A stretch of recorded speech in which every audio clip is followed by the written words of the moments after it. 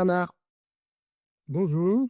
merci d'avoir accepté mon invitation. Bernard, tu es professeur émérite de sciences politiques à l'université Paris-Nanterre et tu viens d'écrire avec Patrick Lehingue un ouvrage, c'est aux éditions des presses universitaires de France, ça s'appelle Du FN au RN, les raisons d'un succès. C'est très intéressant comme la façon dont vous avez eu de prendre en fait cette problématique, cet objet en fait qui est le Rassemblement national.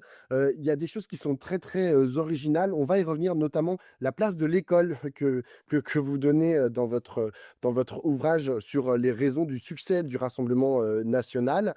Mais d'abord, ma première question, c'est en introduction, vous parlez de l'étonnante réussite du RN. Vous utilisez ce qualificatif d'étonnante. Qu'est-ce qui fait que vous qualifiez tous les deux le succès du Rassemblement national comme étonnant? Bon, étonnant au sens où, en Europe, dans le monde, avec le Front national, on a quand même un parti qui maintenant a 50 ans d'existence, qui, depuis 40 ans, a au moins 10% des voix aux différents types d'élections, qui est donc installé, c'est presque un des plus vieux partis de France, et qui est donc installé dans le paysage politique, dans le champ politique, avec un succès effectivement croissant qui n'est pas linéaire puisqu'il y a eu des reculs à certains moments, en particulier, des crises qui auraient pu, le faire disparaître. La crise maigretiste de 98-99, la crise de 2007 où, les Sarkozy a réussi à siphonner les voix du Front national.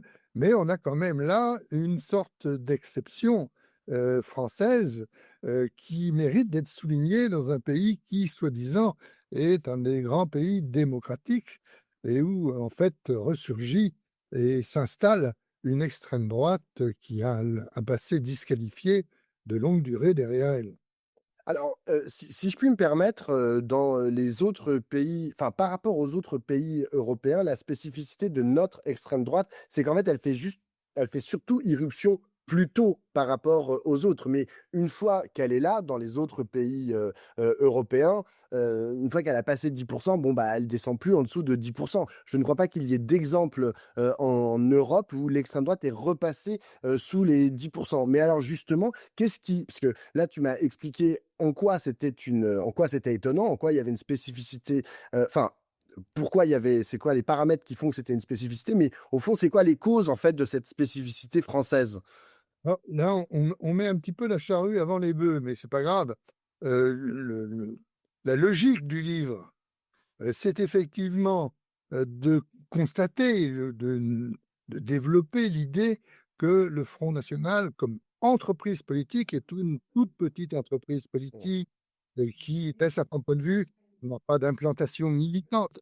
Donc au début du Front national, quand il commence à émerger toute une série de commentateurs, soit créditent le charisme de Le Pen, soit, le comparent, le Front national, au parti communiste, c'est une fondation, d'abord de charisme de Le Pen, moi je ne sais pas où il est, et la comparaison avec le Parti communiste ne tient pas, car ce qui caractérise le Parti communiste, d'abord c'est une longue histoire, c'est la promotion d'un personnel politique spécifique, c'est une implantation considérable, c'est un système d'action syndicale, municipale, tout ça, le Front national ne présente pas comme ça. Donc ça, première énigme, on a inclus le caractère éthique, débile au sens étymologique du terme de ce parti. On voit d'ailleurs constamment travailler. Éthique sans H, hein, Oui, oui, éthique sans H. Oui, ouais, parce que à l'oral, on l'entend pas. oui, oui, tout à fait. Et bon, donc c'est voilà, ça c'est quand même une dimension, une des spécificités du Front national. On part de là, et ensuite la question c'est comment rendre compte de succès électoraux qui tiennent pas à l'implantation municipale, militante, au réseau, au système d'action, et cetera, qu'ont tous les autres partis, hein. On prend la droite, par exemple, contrairement à ce que l'on pense, la droite est inscrite dans un système d'action d'une très grande complexité. C'est ce que les Pinson avaient d'ailleurs, analysé ou, plus récemment, des travaux sur le patronat et cetera. Donc on part de l'idée que ce sont des causalités très profondes Mmh. qui caractérisent les 50 dernières années et dont nous disons qu'on peut les résumer en pensant que s'installe progressivement ce qu'on appelle une nouvelle configuration sociopolitique. Et dans cette nouvelle configuration, il y a effectivement toutes les dimensions à prendre en compte. On pourrait penser, alors les dimensions socio-économiques, hein, les dimensions de transformation du champ politique, les transformations du champ scolaire et effectivement les entreprises de réactivation de quelque chose qu'on a sous-estimé probablement, qui est le sentiment national. Donc on termine sur des causalités avec effectivement, mais là, on reste prudent sur la question de la spécificité. On rappelle quand même que la France est un pays impérialiste de longue durée, avec une histoire coloniale et raciste qui n'est pas négligeable, etc., etc. Donc il y a effectivement probablement des facteurs qui sont non pas spécifiquement français au sens où ils n'existeraient pas ailleurs, mais où là, ils sont exacerbés. Par exemple, la symbolique lettrée, hein, c'est-à-dire la com- enfin, l'espèce de propagande autour de la nécessité d'être cultivé, lettré, etc., dont on parle en particulier dans le chapitre consacré à l'école auquel vous faisiez allusion au début. Oui, on va revenir, dessus, mais juste pour bien comprendre, votre, axe, problématique, en gros, ce que vous dites tous les 2, c'est que, finalement, les succès du Rassemblement national ne seraient qu'un symptôme, en fait, de, tout ce qui se passe dans la société. Ils ne sont pas, eux-mêmes, en rien, les moteurs, de leur succès. Dans une certaine mesure, oui. Dans une certaine mesure, l'essentiel de leur activité, c'est un électoralisme tous azimuts. La chance qu'ils ont de n'avoir jamais occupé aucune responsabilité politique nulle part. Donc, la possibilité qu'ils ont de toujours faire croire que s'ils étaient au pouvoir, les choses s'arrangeraient.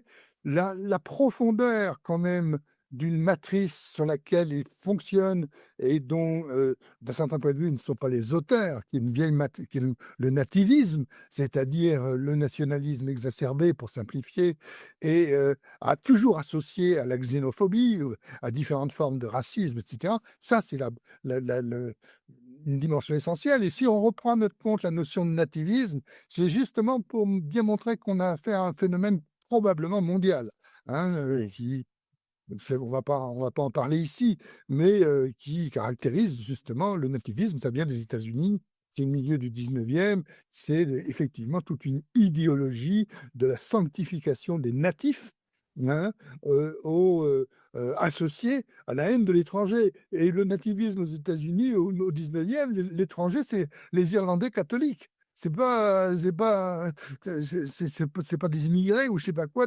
venant d'Afrique subsaharienne, hein, pas de Mmh. qui. Peu importe en réalité la figure concrète de l'étranger, ce qui compte, c'est que la matrice fonctionne et elle fonctionne sous nos yeux, hein. Mmh. Alors, rentrons dans cette nouvelle configuration, qui serait, le substrat des succès, de l'extrême droite, française. En gros, vous dites, genre, dans tous les bouquins, et dans toute la littérature, auxquels, on a accès, vous avez listé plus d'une soixantaine de paramètres. Vous concentrez, sur, 4, spécifiquement. On va commencer par, le 1er, c'est la crise économique. En gros, l'insécurité, sociale sur laquelle, ils vont essayer de construire un espèce de semblant, de discours. De quoi exactement, vous parlez? Est-ce que ça aussi, il faut aller le chercher dans les années 1980, ses origines et on va dire que la dégradation va croissant, jusqu'en 2026, ce qui explique aussi leur montée, dans les résultats électoraux?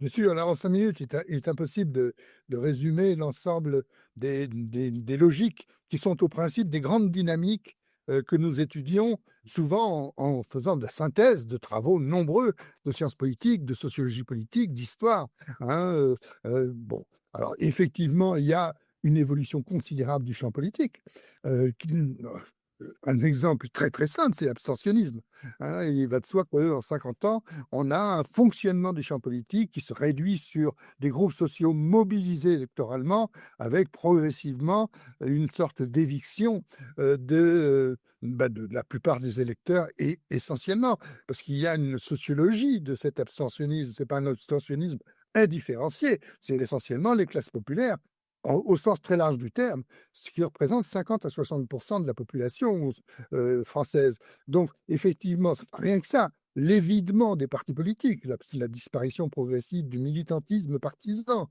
l'externalisation des think tanks. Hein, pensons, comme vous le savez peut-être, je suis un spécialiste du Parti communiste. Bon, le Parti communiste de la belle époque, si j'ose dire, était un parti communiste qui était en même temps un intellectuel collectif, avec des grandes revues, des débats, des intellectuels internes qui discutaient. Tout ça, ça n'existe pas aujourd'hui. Donc, on a une transformation du champ politique qui est un des éléments importants à prendre en considération, qui s'appuie elle-même, qui converge. Alors, parce que ces dynamiques sont à la fois elles s'entretiennent, elles résonnent entre elles, mais elles sont relativement autonomes. Mais évidemment, il y a les transformations socio-économiques. On n'a plus les mêmes groupes ouvriers, on n'a plus les mêmes types de mobilisation populaire. Les syndicats sont effectivement d'une nature différente, si j'ose dire, dans leurs interventions par rapport à l'époque où il existait la classe ouvrière. Aujourd'hui, d'ailleurs, on prend les classes populaires. On aurait pu faire toute une liste des mots nouveaux de cette configuration politique. On dit plus, par exemple, les travailleurs immigrés, mais les immigrés, etc., etc. Ça change, tout a changé. Donc, notre sentiment, hein, parce qu'effectivement, c'est une hypothèse quand même à la fois de grande durée et puis un peu prétentieuse. L'autre sentiment, c'est que une nouvelle configuration sociopolitique s'est instaurée. Un exemple, parce qu'on n'a pas beaucoup de temps, si j'ai bien compris. Un exemple, c'est celui de l'école, hein. Dans les années 60-70, la généralisation de l'enseignement secondaire supérieur, c'est un phénomène qui est vécu, considéré comme un progrès qu'il faut accompagner. On parle d'ailleurs de démocratisation scolaire à ce moment-là. On s'imagine ou on pense. Puis petit à petit, on découvre que l'école unique, etc., ben, ça se caractérise entre autres par des phénomènes qui n'avaient pas été perçus, qui n'ont pas été contrariés, comme les phénomènes de décrochage scolaire. Et donc là, dans le chapitre sur l'école, on prend deux exemples qu'on analyse assez précisément, deux biographies, mais et aussi des entretiens, où on voit effectivement comment un certain nombre d'individus qui ont été maltraités, hein, symboliquement, par leur façon d'exister dans le système scolaire. C'est pas les non-diplômés, puisque les deux exemples que l'on prend, ils sont bacheliers. Mmh. Donc, dont un est bachelier en 95, ce qui est, à l'époque, n'est pas aussi fréquent qu'aujourd'hui. Donc, là, on a des phénomènes qui sont extrêmement importants parce que ce sont des formes de sécession symbolique. Si vous êtes au sein du système scolaire victime, hein, de ce que vous vivez, hein, on cite Bergogneau, qui est un écrivain de gauche, etc., qui dit, mais les enfants, et qui était prof de collège, les enfants vivent quotidiennement l'humiliation. Bon, ben, effectivement, la crédibilité, l'autorité sociale était des intellectuels est très important dans le maillage social. Cette crédibilité est tombée et à la place, eh ben, ils partent à la recherche d'explications sur Internet, etc. Les phénomènes, là, je résume, hein, parce qu'il faut envoyer au chapitre, voir dans le détail la démonstration sur le cas en particulier de Bastien Régnier, qui était le héros de ce documentaire La La Cravate. cravate. Mmh. On a continué l'enquête, c'est un documentaire tout à fait passionnant et nous, on l'a continué l'enquête. On est allé faire un entretien avec Bastien Régnier, et cetera. 10 ans après, il est encore en train de vouloir régler ses comptes avec ce qu'il a vécu comme enfant, pourtant dans un des grands collèges catholiques de l'Oise. On n'est pas là dans les collèges populaires, machin, et cetera, pas du tout. Donc, ce sont des phénomènes qui ont une importance considérable, sur lesquels, certes, le Front national. Oui, mais alors justement Bernard, comment se rattachent, les discours du Rassemblement, national? En gros, genre, pourquoi est-ce que c'est eux, c'est ce parti-là spécifiquement qui arrive, en fait, à faire quelque chose avec, tout ce que tu, décris là, à la fois sur l'école et les conditions socio-économiques? La droite, d'une manière générale, à exploiter toute une. J'ai dirigé personnellement une thèse sur les ouvrages consacrés à la crise de l'école, hein. C'est phénoménal. C'est un secteur de l'édition où vos enfants vont devenir des imbéciles, etc., etc. Bon, là, j'ai pas le temps. Il faut renvoyer à tous les travaux de sociologie de l'éducation, parce qu'effectivement, c'est tout le problème de la généralisation de l'enseignement secondaire supérieur qui n'est pas associé aux moyens nécessaires à la réussite de cette généralisation auprès, en particulier, des populations qui sont les plus éloignées de la culture légitime. Donc, effectivement, l'école dans cette affaire-là, j'ai perdu mon idée, mais enfin, peu importe. Donc, effectivement, en tout cas, l'école est un phénomène central. Alors, c'est pas spécifique au Front national.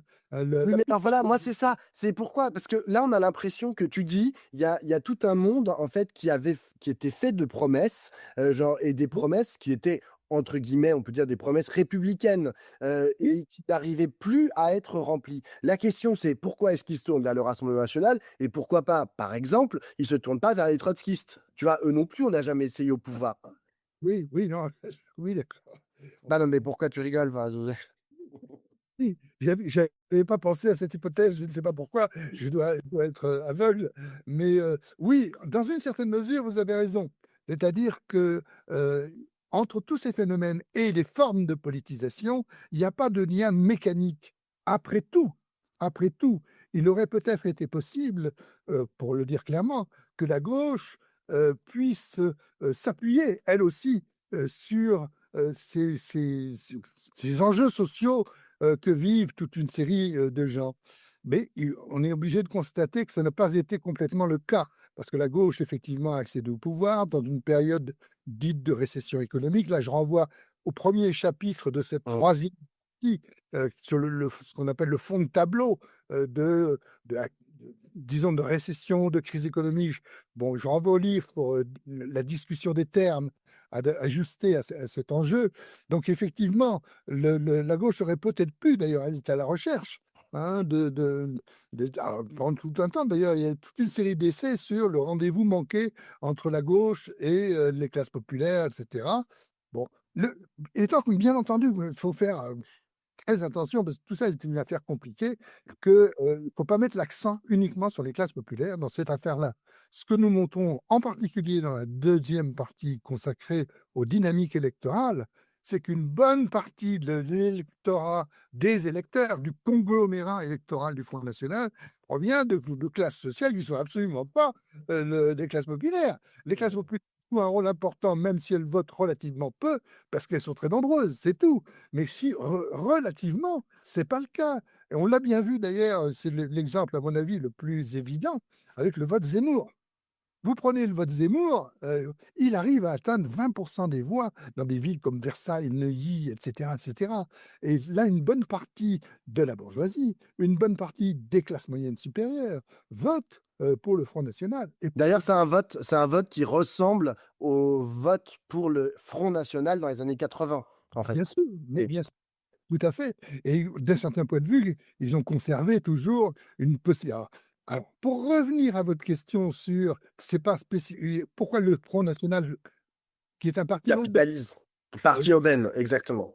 voilà, bah, profite de tout ça, mais en partie parce qu'il n'a pas accédé au pouvoir, d'une part, et puis parce qu'effectivement, les liens entre la droite et l'extrême droite n'ont jamais été totalement rompus, hein. On fait comme si, je ne sais pas où est-ce qu'on va chercher ça? Il suffit de prendre le groupe parlementaire du Front national de 1986, certains même, hein, il y a même tout un livre, façon de parler, de Le Pen, où il s'adresse aux gens de droite comme Pasqua, et cetera. Il leur envoie des lettres en leur disant: «Mais on a les mêmes valeurs, donc vous pouvez venir vers nous», et aujourd'hui, on voit bien, les espèces de logiques de convergence, qui associent la droite conservatrice et qui peut être réactionnaire au Front national. Là, on a un ensemble qui est effectivement un ensemble évidemment pas, cohérent parfaitement, et ils ont des contradictions, des oppositions, mais qui en même temps, ben, avec Ciotti, ben, à un moment donné, ils ont failli, réussir à faire une sorte d'unité.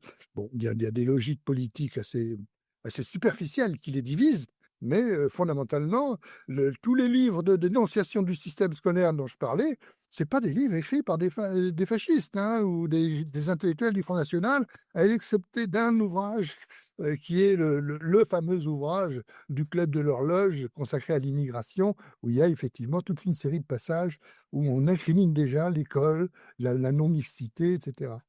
Heu, Là là où on peut en vrac, mais bon. oui, mais on vient d'explorer en fait, de fait, 3 des 4 paramètres, que vous, explorez, dans, cette nouvelle configuration, socio, politique qui permet l'émergence, enfin les succès du Rassemblement, national. Donc je rappelle la crise économique, la question, de l'école. De fait, là, tu viens de parler de la déstructuration, du champ du politique. Heu, il y en a une dernière que vous travaillez, c'est celle du sens commun national. Là, alors, tu vois, sur les 3 premières, on pouvait se dire: «Bon, je comprends pas trop pourquoi la gauche peut pas ou, d'autres partis politiques peuvent pas capitaliser pardon, dessus». En revanche, la régression, comme vous dites, vers le sens commun national, là, on est sur quelque chose qui est assez spécifique de l'extrême droite et on comprend très bien le lien qu'il y a, vers, les discours qu'ils peuvent avoir depuis, maintenant, des dizaines d'années. Qu'est-ce que c'est? Qu'est-ce que vous appelez, ce sens commun national? Tous les phénomènes qu'on a essayé de mettre au jour, qui avaient déjà été en partie mis au jour, mais qu'on met en cohérence, on tente de mettre en cohérence, dans cette nouvelle configuration sociopolitique, eh bien, sont des phénomènes qui se traduisent entre autres par une profonde insécurité, sous différentes Mmh. formes, hein. Et c'est la une des réponses à l'insécurité, c'est effectivement la réactivation du sentiment national. Et ça, c'est assez étonnant parce que c'est la matrice nativiste, hein, qui est le nationalisme et parce qu'il faut bien rendre compte quand même de cette dimension qui là est spécifique à ce niveau-là, hein, de le racisme, fréquent, d'un certain nombre d'électeurs ou de militants du Front national. Il suffit de suivre l'actualité, aujourd'hui pour les fameuses brebis galeuses. On n'arrête pas de les constater. Ça, c'est quand même, une spécificité, même si en réalité, là aussi, ce sont des phénomènes qui sont plus largement partagés qu'on ne le croit. Et donc là, dans ce dernier chapitre, on essaye de donner du contenu socio-historique à cette idée, à ce grand mot d'ordre des meetings de Marine Le Pen, c'est le «chez nous», hein, c'est le mot d'ordre qui est scandé.